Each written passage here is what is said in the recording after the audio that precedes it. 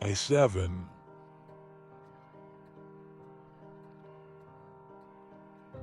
When the scurrying water, thick with sand and mud, and discolored with dye stuffs, which floated in brightly tinted patches on its surface, filled the arch of Scotland Bridge, and left only the rails of Tanner's Bridge visible, the inundation reached its climax. But a couple of days elapsed before the flood subsided below the level of the unprotected tannery yard. And until then neither Simon Clegg nor his mates could resume their occupations.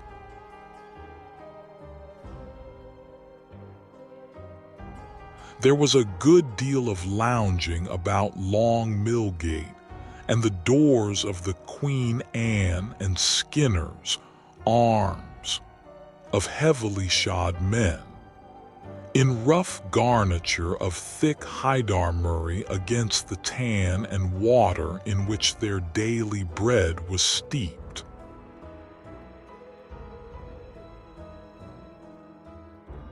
But in all those 2 days no anxious father, no white-faced mother, had run from street to street and house to house to seek and claim a rescued living child.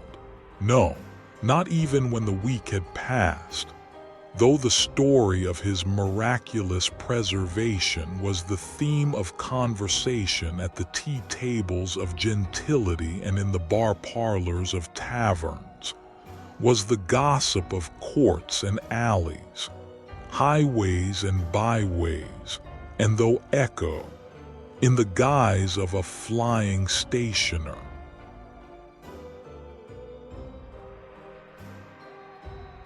caught it up and spread it broadcast in catchpenny sheets, far beyond the confines of the inundation.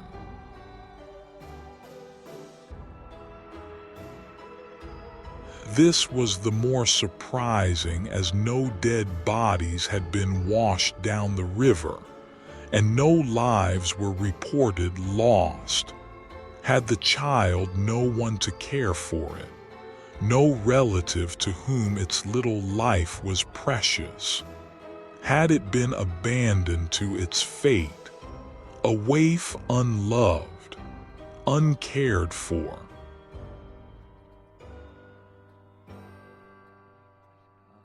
The house in which Simon Clegg lived was situated at the very end of Skinner's yard, a cul-de-sac to which the only approach was a dark covered entry, not 4 feet wide.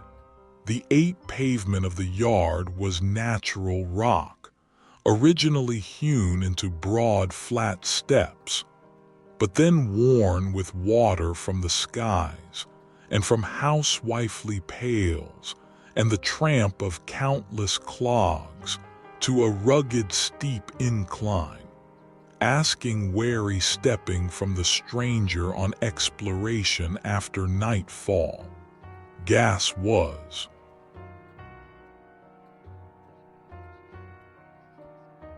Of course, unknown, but not even an oil lamp lit up the gloom.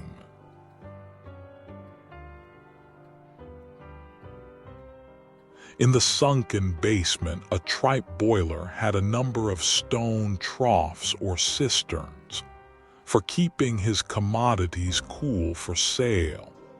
The 3 rooms of Simon Clegg were situated immediately above these, 2 small bedrooms overlooking the river and pleasant green fields beyond, the wide kitchen window having no broader range of prospect than the dreary and not too savory yard. Even this view was shut out by a batting frame, resembling much a long, narrow French bedstead.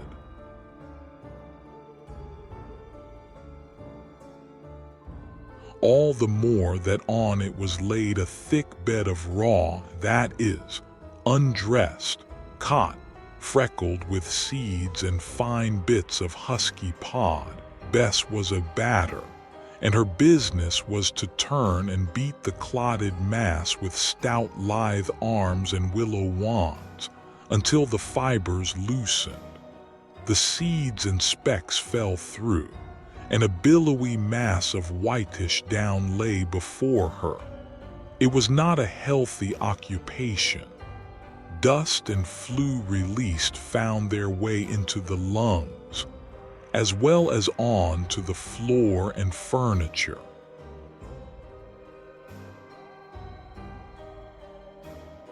And a rosy-cheeked batter was a myth. Machinery does the work, no, but this history deals with then.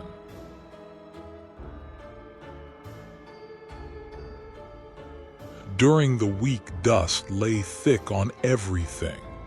Even Bessie's hair was fluffy as a bursting cotton pod, in spite of the kerchief tied across it. But on the Saturday, when she had carried her work to Simpson's factory in Miller's Lane and came back with her wages, broom and duster cleared away the film, wax and brush polished up the oak bureau, the pride and glory of their kitchen. The two slim iron candlesticks, fender and poker, were burnished bright as steel.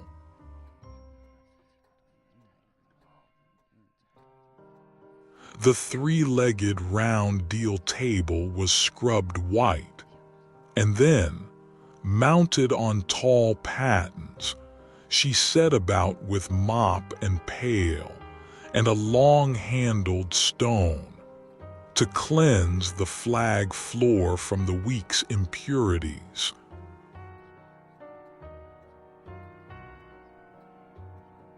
She had had a good mother, and, to the best of her ability, Bess tried to follow in her footsteps and fill the vacant place on her father's hearth and in his heart. Her mother had been dead 4 years, and Bess, now close upon 20, had since then lost 2 brothers and lamented as lost one dearer than a brother, the 2 former by death, the other by the fierce demands of war.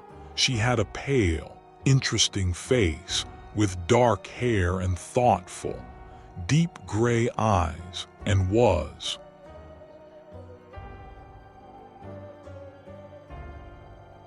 if anything, too quiet and staid for her years.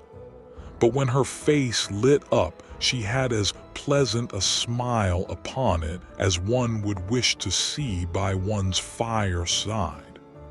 And not even her dialect could make her voice otherwise than low and gentle.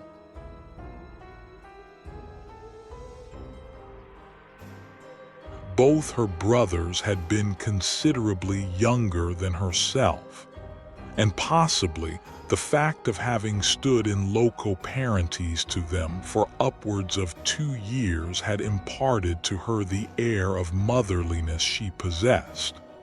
Certain it is that if a child in the yard scalded itself, or cut a finger, or knocked the bark off an angular limb, it went crying to Bessie Clegg in preference to its own mother, and she healed bruises and quarrels with the same balsam-loving sympathy.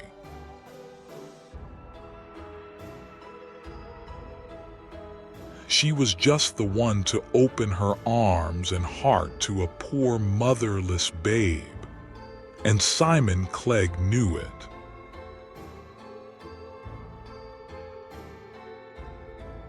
Old Simon, or Old Clegg, he was called, probably because he was graver and more serious than his fellows, and had never changed his master since he grew to manhood, certainly not on account of his age, which trembled on the verge of 50 only. He was a short, somewhat spare man, with a face deeply lined by sorrow for the loved ones he had lost. But he had a merry twinkling eye, and was not without a latent vein of humor.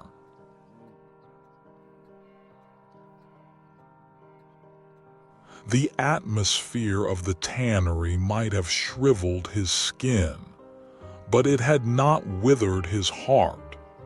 And when he handed the child he had saved to his daughter, he never stopped to calculate contingencies.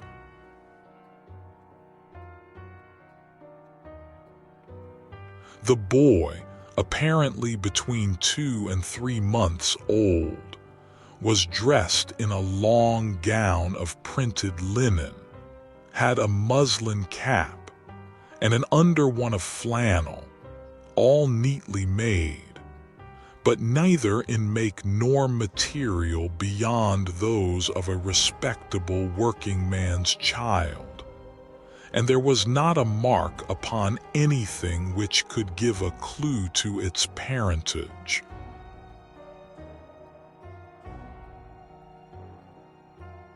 The painted wooden cradle, which had been to it an ark of safety, was placed in a corner by the fireplace, and an old bottle, filled with thin gruel, over the neck of which Bess had tied a loose cap of punctured wash leather, was so adjusted that the little one, deprived of its mother, could lie within and feed itself whilst Bess industriously pursued her avocations.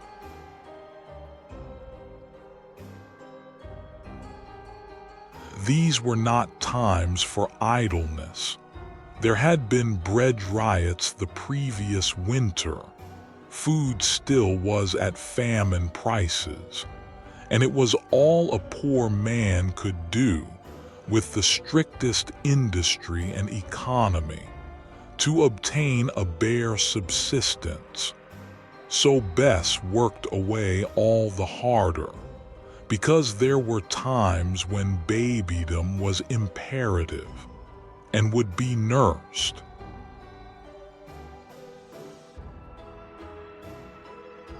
Ten.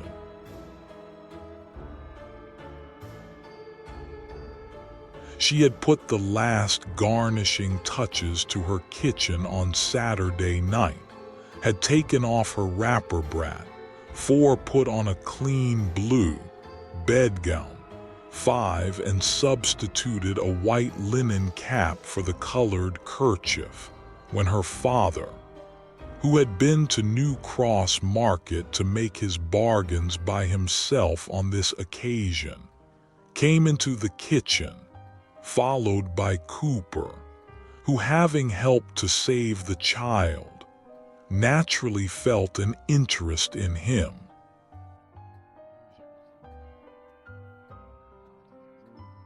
The iron porridge pot was on the low fire, and Bess, sifting the oatmeal into the boiling water with the left hand, whilst with the other she beat it swiftly with her porridge stick, was so intent on the preparation of their supper, she did not notice their entrance until her father, putting his coarse wicker market basket down on her white table, bade Cooper come in and tack a cheer.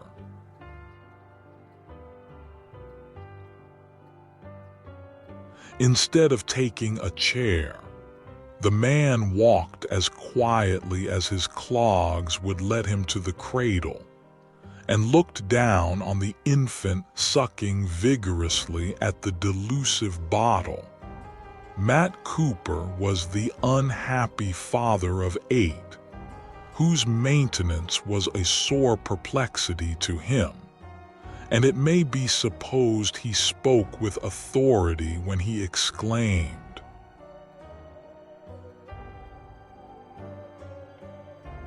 "Woy, he tacks pap bottle as naturally as if he ne'er had nowt else.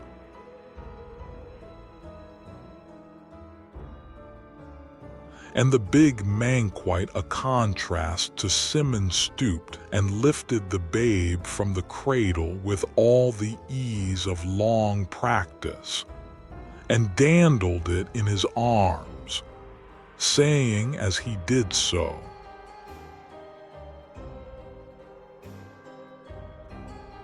"Let's hae a look at th, little chap. I've not seen the colour o' his een yet."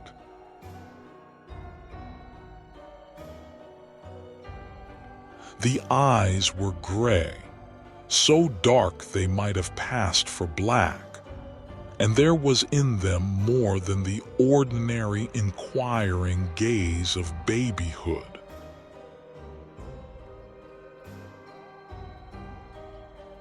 "Well, tha had a pratty lad, but had tha been fowest 6 o' Lancashire, I'd thought thy mammied ha speared 7 for thy afore this," added he, sitting down and nodding to the child, which crowed in his face.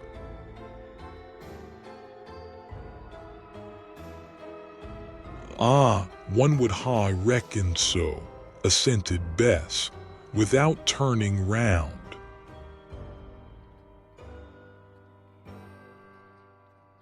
"What are ta going to do, Simon, toward Fandon Choilt's kin?" next questioned their visitor.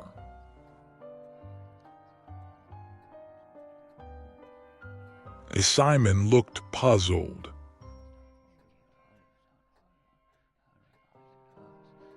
"Why, I've hardly gien it a thought."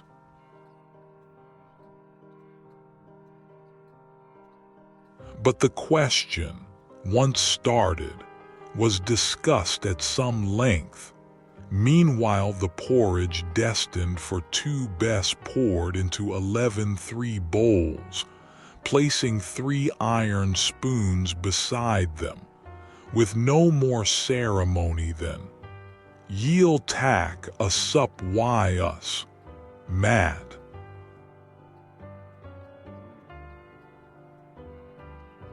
Matt apologized, feeling quite assured there was no more than the 2 could have eaten, but Simon looked hurt, and the porridge was appetizing to a hungry man, so he handed the baby to the young woman, took up his spoon, and the broken thread of conversation was renewed at intervals. What they said matters not so much as what they did.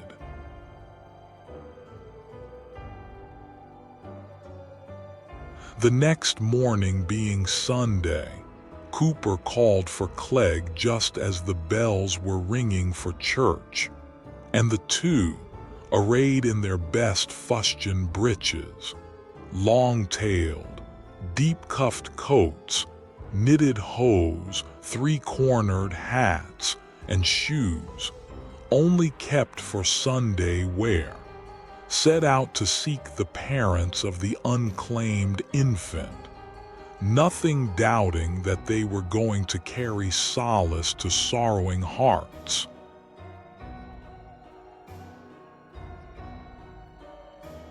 Their course lay in the same track as the Irk, now pursuing its course as smilingly under the bright August sun as though its banks were not strewed with wreck, and foul with thick offensive mud, and the woeful devastation were none of its doing. There were fewer houses on their route than now, and they kept close as possible to the course of the river, questioning the various inhabitants as they went along. They had gone through Collyhurst and Blakely without rousing anyone to a thought beyond self-sustained damage.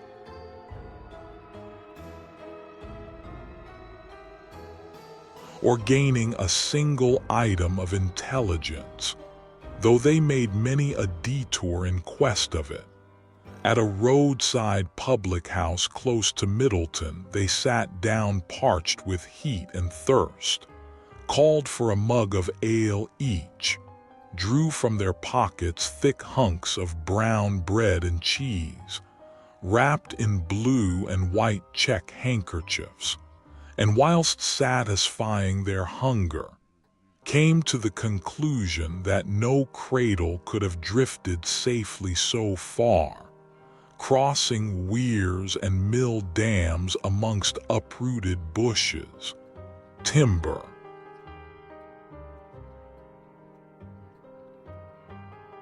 and household chattels, and that it was best to turn back.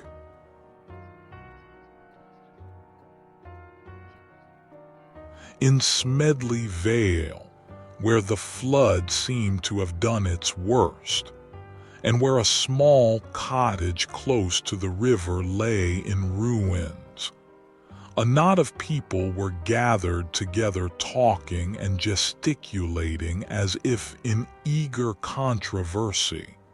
As they approached, they were spied by one of the group.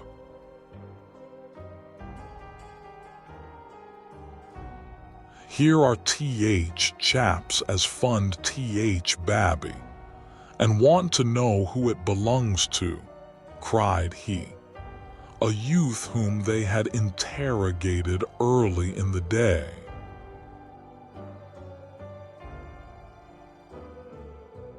To tell in brief what Simon and his companion learned by slow degrees, the hapless child was alone in the world, 12 orphaned by a succession of misfortunes. The dilapidated cottage had been for some 15 months the home of its parents.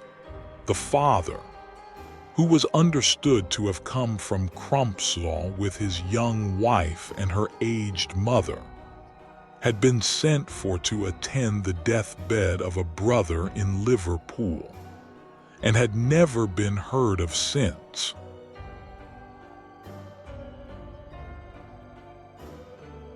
The alarm and trouble consequent upon his prolonged absence prostrated the young wife and caused not only the babe's premature birth, but the mother's death. The care of the child had devolved upon the stricken grandmother, who had him brought up by hand. As Matthew's sagacity had suggested, she was a woman far advanced in years and feeble, but she asked no help from neighbors or parish. Though her poverty was apparent, she kept poultry and knitted stockings.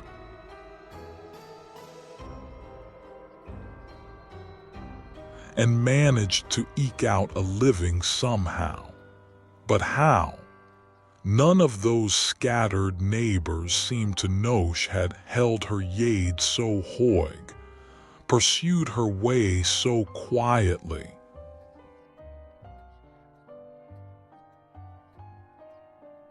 She had been out in her garden feeding her fowls, when the flood came upon them without warning, swept through the open doors of the cottage, and carried cradle and everything else before it, leaving hardly a wall standing. In endeavoring to save the child, she herself got seriously hurt, and was with difficulty rescued, but between grief and fright, bruises and the drenching, the old dame succumbed, and died on the Thursday morning.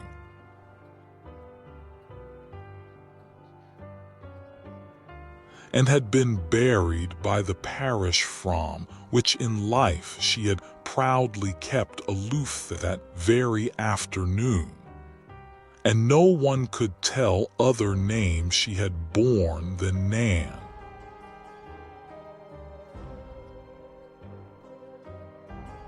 Bess sobbed aloud when she heard her father's recital, which lost nothing of its pathos from the homely vernacular in which it was couched.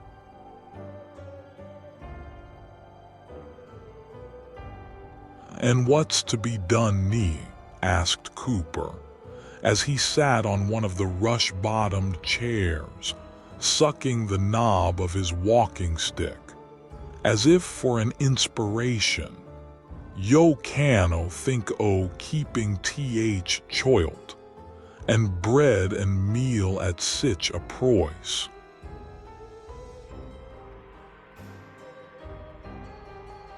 "Cannot oi, then au cano think o aught else? Wouldst ha me chuck it I th river agin? What dost tha say, Bess?" turning to his daughter, who had the child on her lap.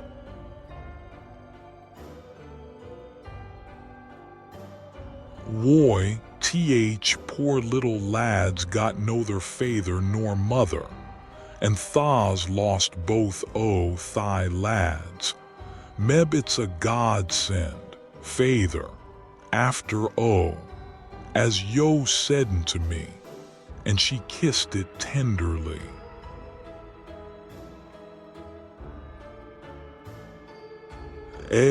Wench," interposed Matthew, but she went on without heeding him.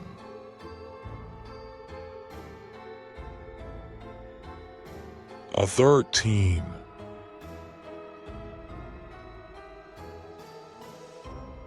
"There's babby cluas laid by I lavender I those drawers as hasna seen daylight sin our Joe were a toddler, and they'll just come handy. And if bread's dear and meal's dear, we mun just ate less on it ourselves, and there'll be more fur the choilt. He'll pay yo back, feyther, no, when yo are too old to work."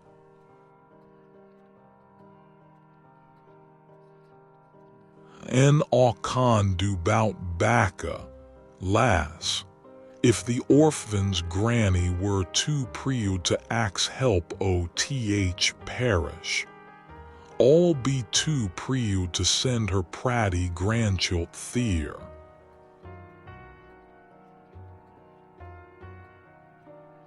And so, to Matthew Cooper's amazement, it was settled, but the extra labor and self-denial it involved on the part of Bess, neither Matthew nor Simon could estimate.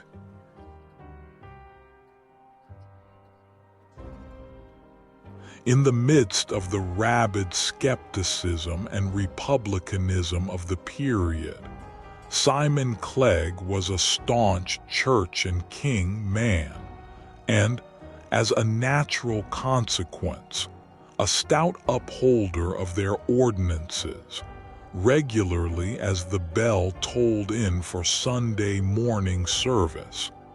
He might be seen walking reverently down the aisle of the old church to his place in the free seats, with his neat, cheerful-looking daughter following him sometimes.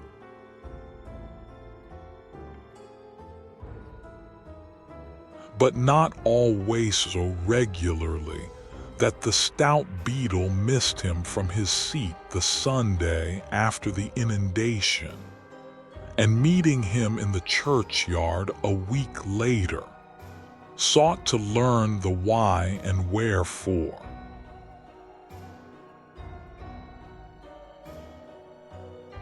The beadle of the parish church was an important personage in the eyes of Simon Clegg, and, somewhat proud of his notice, the little tanner related the incidents of that memorable flood week to his querist, concluding with his adoption of the child.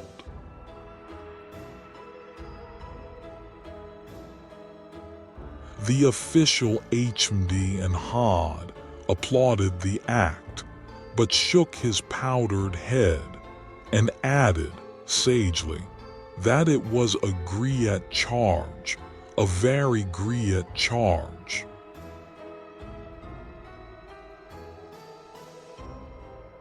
Dun yo think th, little un's been baptized, interrogated the beetle.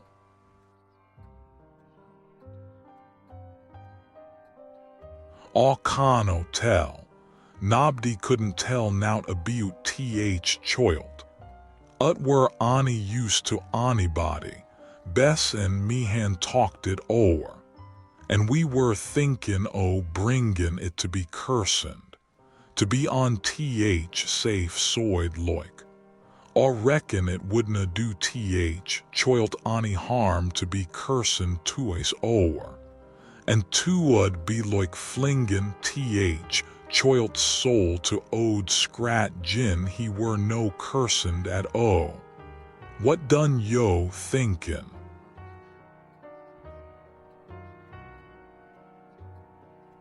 The beetle thought pretty much the same as Simon, and it was finally arranged that Simon should present the young foundling for baptism in the course of the week.